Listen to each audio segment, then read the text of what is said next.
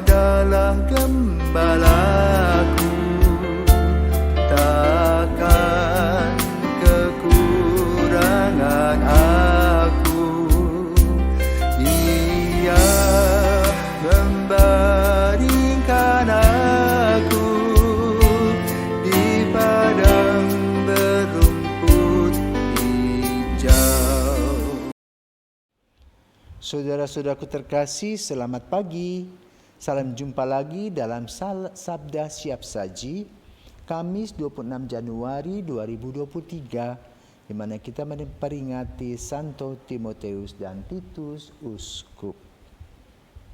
Marilah kita berdoa dalam nama Bapa, Putra, dan Roh Kudus. Amin.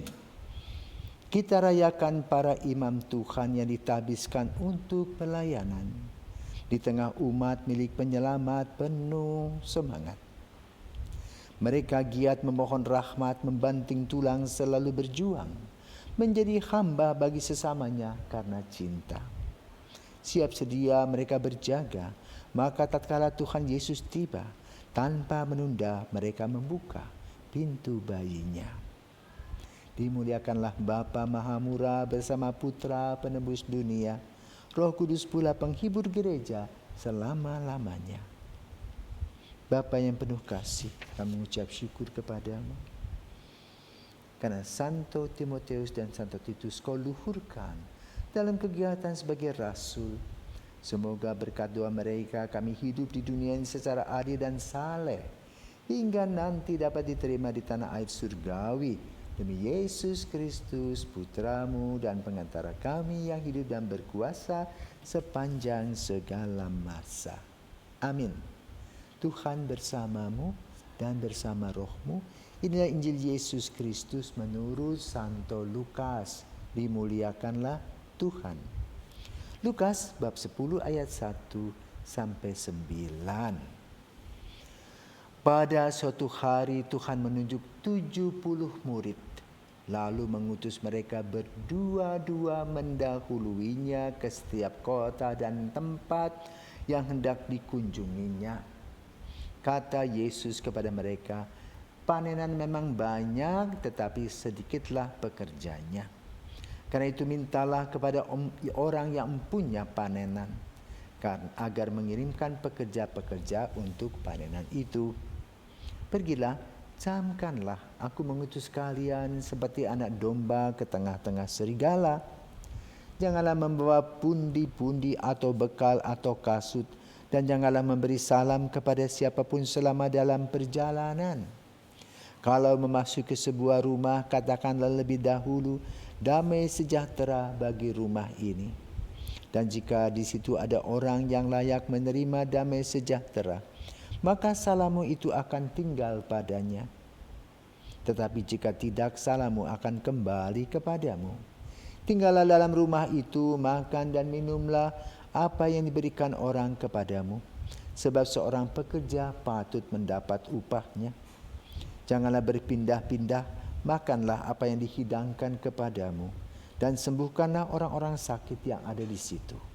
Dan katakanlah kepada mereka, kerajaan Allah sudah dekat padamu. Demikianlah sabda Tuhan, terpujilah Kristus. Saudaraku yang terkasih, kita dalam gereja Katolik ada yang disebut dengan hierarki. Hierarki adalah struktur organisasi kepemimpinan di dalam gereja atau struktur organisasi pelayanan iman di dalam gereja Katolik. Dulu gambarnya berbentuk kerucut. Ada paus satu orang, kardinal beberapa, uskup, kemudian para imam dan umat. Sekarang ini berbentuk bundar. Duduk sama rendah, berdiri sama tinggi. Hanya tugas-tugas pelayanannya itu yang berbeda. Maka Paus menyebut diri servus servorum, pelayan dari seluruh pelayan. Nah, ini berasal dari Kristus. Maka pada hari ini kita mendengarkan Injil tentang 70 murid. dengan 12 rasul. Nah, 12 rasul tadi adalah uskup. Dari uskup-uskup yang ada itu lahirlah yang disebut dengan paus, ya, kardinal, paus. Kardinal adalah penasihat paus dan juga calon paus.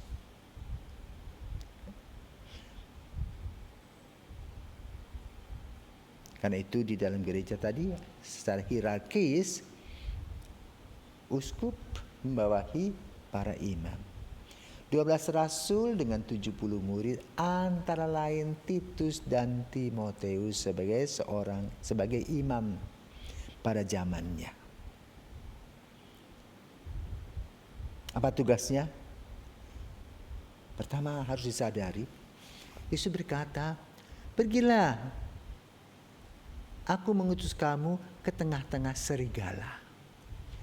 Jadi Yesus tidak mengatakan, "Pergilah, nikmatilah istana raja, nikmatilah semua yang ada di sana, makan, minum, senang-senanglah." Tidak ada begitu. Tapi camkanlah, aku mengutus kalian seperti anak domba ke tengah serigala. Serem juga ya. Jangan bawa apa-apa, jangan bawa pundi-pundi, berkal, atau kasut. Sekarang bawa apa? ATM. Beda sudah dunianya. Yang paling utama saat ini adalah sekarang motivasi. Bagaimana seseorang mempunyai motivasi untuk menjadi seorang imam. Sebagaimana Titus dan Timoteus yang taat kepada Paulus sebagai rasul. Hidup Titus dan Timoteus lepas bebas, artinya tidak terikat kepada harta benda. Maka tidak membahas tentang mobilnya apa, ya, bahkan pesawatnya apa, naik apa, dan sebagainya. Tapi yang dibahas oleh Titus dan Timoteus adalah bagaimana mereka berdua berhadapan dengan Paulus yang dipenjara, mendengarkan kesulitan-kesulitan Paulus, membantu Paulus dalam penjara, apa yang diperlukan dan dibutuhkan sebagai orang yang terikat dalam penjara. Demikian pula seorang imam harus membebaskan umatnya dari belenggu tadi. Bisa terjadi dari belenggu kemiskinan karena tidak punya beras. Yang sakit, tidak punya uang. Ya. Bahkan mungkin ada yang belum punya BPJS sekarang ini. Ada juga orang yang tidak bisa menyekolahkan anaknya. Tidak punya rumah, setiap bulan pindah kos dari satu tempat ke tempat yang lain. Itulah seperti Paulus tanda petik yang terikat dengan kesulitan-kesulitan. Dan di sanalah seorang imam yang dibuat oleh Titus dan Timoteus seperti itu. Mengunjungi Paulus.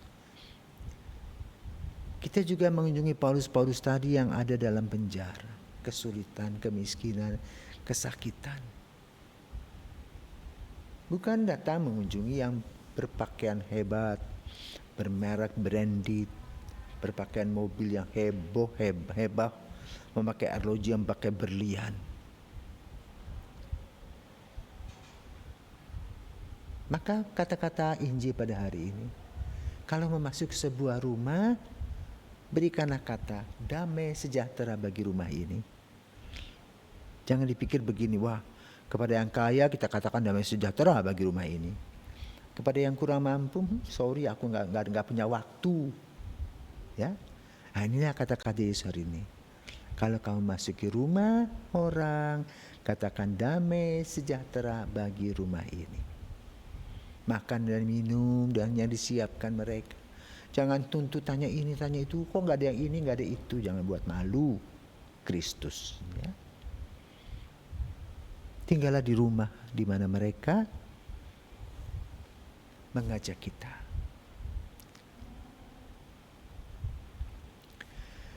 Konsep yang disampaikan oleh Yesus itu kemudian diolah dalam kehidupan menggereja. Para rasul dulu hidup berkeluarga, tetapi setelah perkembangan gereja itu mendunia, maka orang harus moving, bergerak. Nah, kalau bergerak bersama dengan keluarga itu repot. Maka sejak tahun 300 dibuatkanlah acara atau peraturan bahwa orang-orang yang menjadi imam Katolik hidup selibat, supaya lepas bebas, tidak terikat dengan apapun dan siapapun, sehingga dalam mewartakan bisa pergi kemana-mana. Dan memang hasilnya amat sangat luar biasa. Sampai saat ini umat Katolik berjumlah 1,2 miliar dengan 3.350 keuskupan,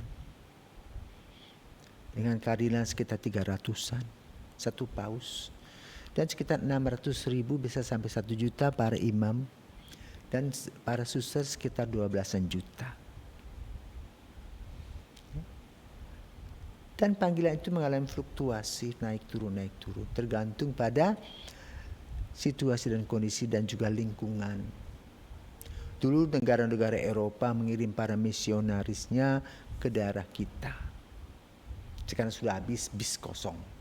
Gereja-gereja dijual dan kitalah yang menjadi misionaris, mengisi tempat-tempat di mana dulu mereka tinggalkan untuk pewartaan di tempat di negara kita.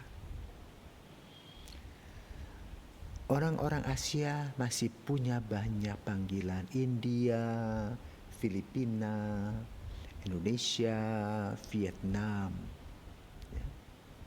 Korea Selatan. Selebihnya yang lain ya mulai pelan-pelan. Tetapi di Eropa habis seperti dulu negara Irlandia, ya. Banyak sekali dari Eropa Timur misionaris yang banyak itu luar biasa. Memberikan warna khusus dalam gereja Katolik di Indonesia. Sekarang tinggal kenangan. Maka kita kembali sekarang menjadi orang-orang yang harus menggunakan semangat Santo Titus dan Timoteus. Berani menghadapi kesulitan, bekerja keras, selalu memikirkan dan melayani orang lain. Bukan mementingkan dirinya sendiri, tetapi mementingkan gereja seluruhnya. Apakah gereja mempunyai luka-luka dan kita membawa obat-obatan untuk luka-luka itu. Juga ketika gereja masih tidak bisa membaca, maka kita mendirikan institusi untuk pembelajaran. Bila gereja kurang peduli atau merasa memerlukan bantuan para imamnya, maka para imam diharapkan melayani mereka. Paus saja mengatakan servus servorum. Masa kita sebagai imam mengatakan akulah raja di raja-raja kecil yang perlu dilayani. Malu dong sama Yesus. Maka mari kita berdoa, Santo Titus dan Timoteus doakanlah kami.